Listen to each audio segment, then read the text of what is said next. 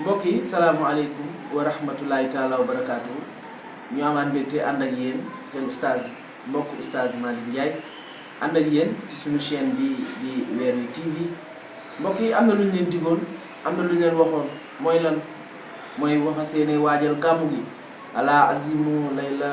wiladati isbatan isa lam yakun naxwal xaraamil xudul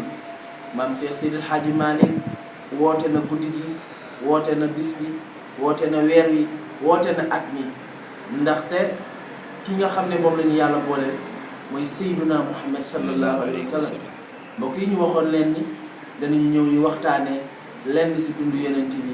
moo xam lu ci indi ndax moom léppam njëriñ la moom yonent bi sallallahu alayhi wa sallam umpale woo ni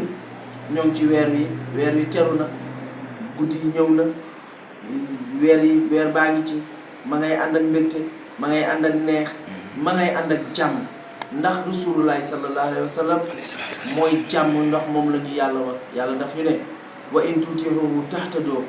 ku topp yonent bi da ngay jub amul benn werante ku topp yonent bi da ngay jaari yoon yàlla ne su ngeen bëggee ma bëgg leen bëggal leen ma sama waaji su ngeen bëggee ma baal leen bëggal leen ma sama waaji su ngeen bëggee man ma d'accord ak yéen toppal leen ma sama waaji Seydina Muhammad in kuntum tuhibbuuna llaaha fattabi'uuni waaye nag yuhbibkumullaahu yaxfiru lakum zunubakum wallaahu gafuuru rahiim mbokk yi kooku am na solo de kooku di jàmbaar kooku di ponkal kooku di ndaanaan yi nee naa leen ndaanaan kuñ ko mës a wax am na lu des ci yow mbooleem ku mën a doon